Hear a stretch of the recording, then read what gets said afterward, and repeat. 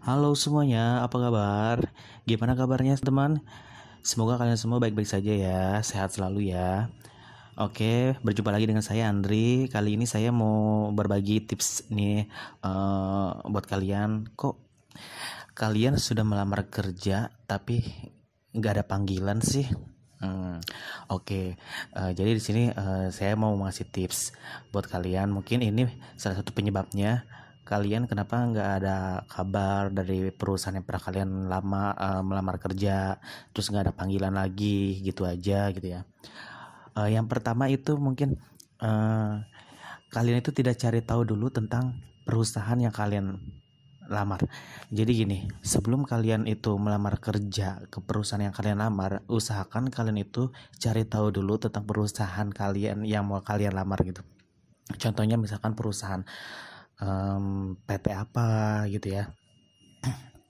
Kalian cari tahu dulu itu bergerak di bidang apa, perusahaannya tentang produknya produk apa, terus perusahaannya itu sejarahnya gimana, pada tanggal berapa, kalau perlu tahun berapa dia bisa launchingnya gitu, kalau perlu seperti itu. Jadi buat mempersiapkan diri sekalian pada saat kalian nanti pas interview di perusahaan yang kalian lamar gitu.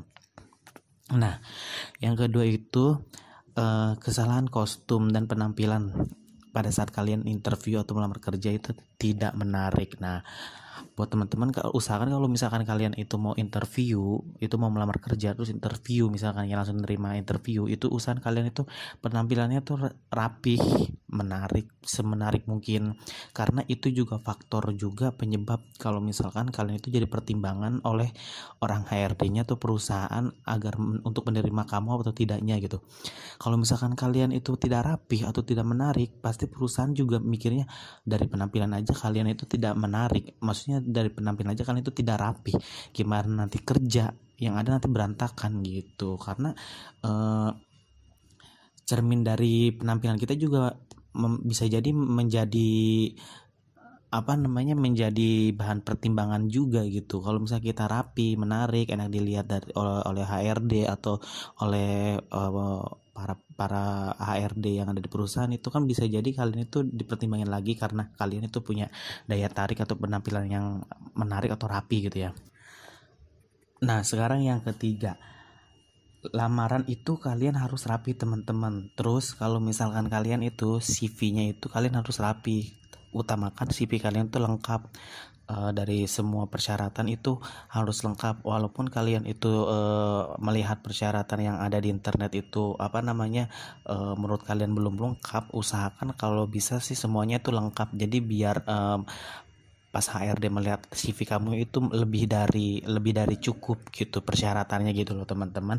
Dan usahakan pada CV itu kalian tuh cantumkan nomor handphone dan email kalian gitu ya, soalnya kalau misalkan kalian tidak mencantumkan nomor handphone dan email kalian, nanti mereka ngabarinnya lewat apa ya kan. Nah, sekarang yang keempat temen, yang keempat itu kalian itu pada saat interview itu jangan gugup. Kalau misalkan kalian ditanya itu jangan gugup, jangan kebanyakan seperti itu, karena itu mempengaruhi juga gitu ya. Kalian pede aja gitu ya, kalian jujur aja gitu ya. Tapi kalau misalkan ditanya perusahaan yang seharusnya kalian itu menjebak, lah kalian pintar-pintar aja lah gitu ya. Maksudnya kalian pintar-pintar ngeles aja gitu, bukan berarti bohong tapi ngeles aja gitu ya.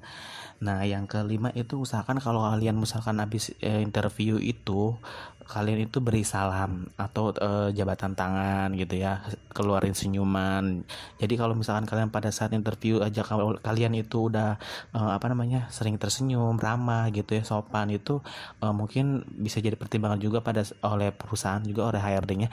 Kalau kalian itu pasti orangnya tipe orang yang senyum, ramah gitu. Kalau misalkan nanti di ruang lingkungan kerja juga adem kalau misalkan kalian itu ramah, sering senyum gitu. Oke, itu tadi tips dari saya teman-teman ya, semoga bermanfaat buat kalian semua. Jangan lupa ya channelnya di subscribe, di like juga.